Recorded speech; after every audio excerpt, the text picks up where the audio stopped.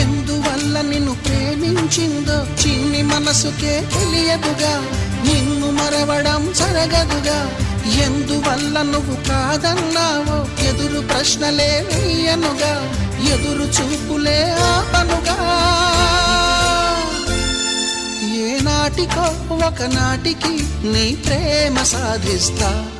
నిన్ను చూడాలని ఉన్నా, నిన్ను చూడాలని ఉన్నా